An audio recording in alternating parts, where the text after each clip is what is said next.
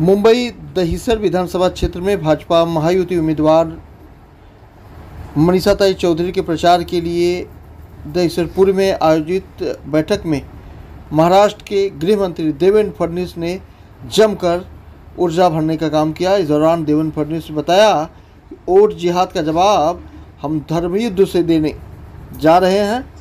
इस बैठक में देवेंद्र फडणवीस ने जमकर महाविकास आघाड़ी को घेरा और घेरते ही उन्होंने गंभीर आरोप लगाते हुए कहा कि किस तरह से महाविकास आघाड़ी वोट जिहाद के चलते भारतीय जनता पार्टी को बाहर का रास्ता दिखाना चाहती है, लेकिन भारतीय जनता पार्टी इसका करारा जवाब देने के लिए तैयार है।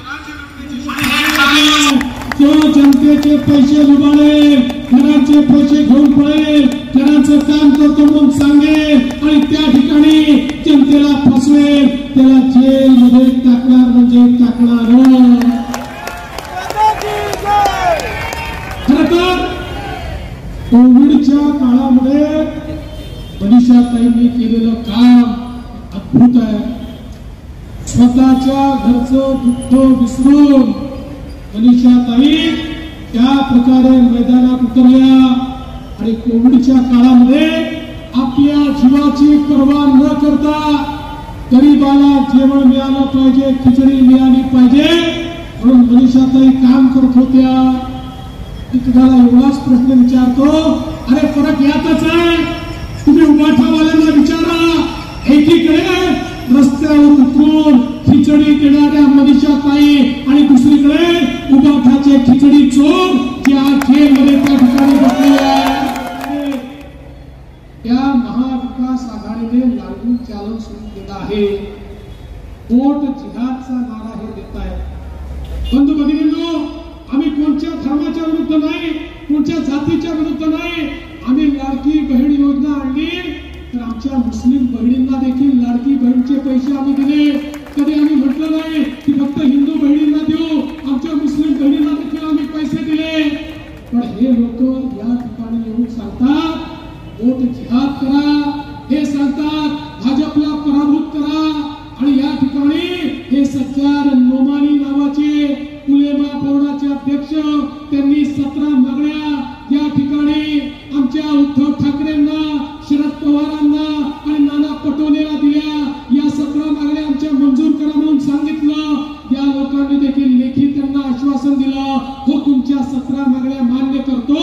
या 17 मागण्यांमध्ये एक मागणी तर इतकी खतरनाक आहे। काय मागणी आहे माहिती यांची मागणी आहे की 2012 पासून 2024 पर्यंत जेवढे महाराष्ट्रात दंगे झाले त्या दंग्यांमध्ये जेवढे मुस्लिम आरोपी आहेत त्यांच्या केसेस परत घ्या। आणि उद्धव ठाकरेजी, शरद पवारजी आणि काँग्रेस हे म्हणतात की हो आम्ही त्यांच्या केसेस परत घेऊ, म्हणजे फक्त हिंदूंना गुन्हेगार ठरवू आणि त्यांच्या केसेस परत घेऊ। हे कोणचं लागून चालून चाललंय? हा कोणचा मतांचा जिहाद आहे? आणि त्याच्यावर हे दोन्ही काय म्हणतायत? आणि जरा लाव रे बाबा तो व्हिडिओ लाव जरा, ते काय म्हणतात जरा ऐका कि अगर यहाँ वो जीत गए हरियाणा की जीत के बाद, तो उसके बाद उनके हौसले बहुत बुलंद हो जाएंगे और फिर दिल्ली सरकार वो नए हौसलों के साथ दस्तूर की तब्दीली जैसे अपने नापाक इरादों की तकमील की तरफ आगे बढ़ेगी। और अगर महाराष्ट्र में उनको शिकस्त हो गई तो इत्तलात के मुताबिक दिल्ली सरकार भी बहुत दिन तक नहीं ठहर पाएगी।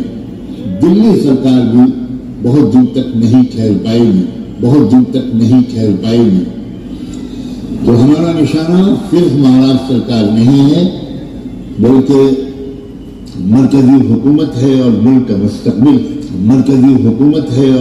मुस्तकबिल। फांसी कही ये कैसा वोट जिहाद है जिसके सिपहसालार हैं शरद पवार, जिसके अजीम सिपाहियों में हैं उद्धव ठाकरे, राहुल गांधी नानाजी पटोले, ये इंशाअल्लाह अगर आपके इलाके में कोई जालिम का साथ दे तो उसका बाइकाट की। मुझे मालूम है लोकसभा के इलेक्शन में आप तो कुछ लोगों ने बीजेपी का साथ दिया था। ऐसे लोगों का हक्का पानी बंद होना चाहिए, ऐसे लोगों का सोशल बाइकाट होना चाहिए, ऐसे लोगों के खिलाफ जवाब बंद होनी चाहिए। की आपल्याला नाही केंद्रातलं सरकार आम्हाला खाली आणायचं आहे आणि आता या ठिकाणी सांगतात की भाजप बायकॉट करा, सामाजिक बहिष्कार करा, हे आम्ही सहन करणार आहोत। या ठिकाणी मतांच्या लांबून चालना करता अशा प्रकारे जर तलवे चाटण्याचं काम उद्धव ठाकरे तुमची पार्टी करणार असेल, तुम्ही जर वोट जिहाद करणार असाल तर आम्ही मतांचं धर्मयुद्ध केल्याशिवाय या ठिकाणी थांबणार नाही। आता तुम्हाला सगळं करता आलं, अरे जागे व्हा, आता जागे तर जगू, जागे नाही तर जगू शकत। मनीषाताई ही निवडून आली तरच आपलं अस्तित्व आहे, आपल्या अस्तित्वाची निवडणूक आहे, आपल्या अस्तित्वाकरता या ठिकाणी मनीषाताईला आणि भाजपला निवडून आला आणि या वोट जिहाद करणाऱ्यांना या ठिकाणी उत्तर द्या ही विनंती करतो आणि माझं बोलणं संपवतो। छत्रपती शिवाजी महाराज की, छत्रपती शिवाजी महाराज की।